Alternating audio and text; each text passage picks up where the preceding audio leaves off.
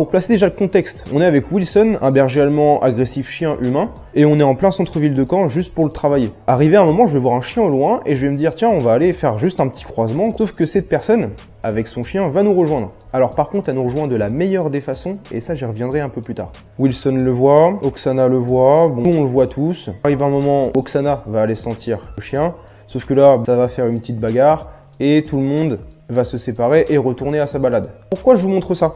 Je vous montre ça déjà parce que ça peut vous arriver dans la vie de tous les jours, donc je vais vous donner quelques petits tips pour faire en sorte que ça se passe le mieux possible, mettre toutes les chances de notre côté. Je vous ai dit qu'il est venu de la meilleure des façons avec son chien, tout simplement parce qu'il nous a rejoint dans la continuité de la balade. Il n'est pas arrivé de face, pas arrivé directement de côté, il est arrivé dans le cheminement de la balade, ce qui a fait que, en fait, il est venu de la façon la plus naturelle possible. Ce qui est d'ailleurs le facteur de pourquoi Wilson et Oksana n'ont pas réagi et n'ont pas trouvé cette situation bizarre. Concernant votre attitude, là, que vous devez avoir dans cette situation, bon, c'est pas facile, mais le plus normal possible.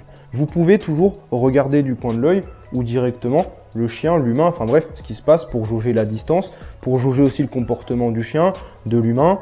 Enfin, vous avez le droit de les regarder, mais vous n'avez pas le droit de les fixer, vous n'avez pas le droit d'être bizarre. Parce que si vous êtes bizarre, vous allez mettre en alerte votre chien.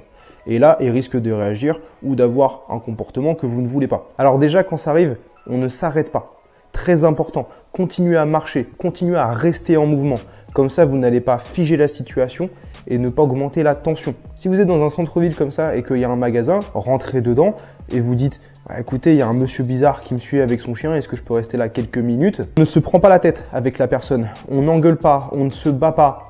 Déjà, ça va montrer le mauvais exemple à votre chien. Vous voulez qu'il ait un bon comportement, mais vous, par contre, vous pouvez vous permettre de ne pas en avoir un. Ce n'est pas possible, ça ne marche pas. Soyez un exemple pour votre chien. Puis en plus, là, avec une personne dans un état second, ça ne sert absolument à rien de parler. Je sais que c'est relou, je sais que c'est chiant, je sais qu'on a envie d'extérioriser parce qu'on a peur, parce qu'on est en colère, parce qu'on est saoulé. Prenez sur vous et c'est en faisant ça que ça va le mieux se passer. Pareil, lorsque l'altercation arrive, on ne crie pas, on ne perd pas ses moyens. Je sais que c'est très dur, je sais que c'est très frustrant parce qu'en plus, là, ce n'était pas de la faute de notre chien, mais bien de la faute de l'autre. Tout le monde va bien, il n'y a pas de blessés, on prend du recul, on se pose, on réfléchit et on repart. Et on s'éloigne de ce genre de situation. Le point positif, par contre, c'est que Wilson n'a pas réagi, pas une seule seconde. Il a vu, il a tourné un petit peu la tête.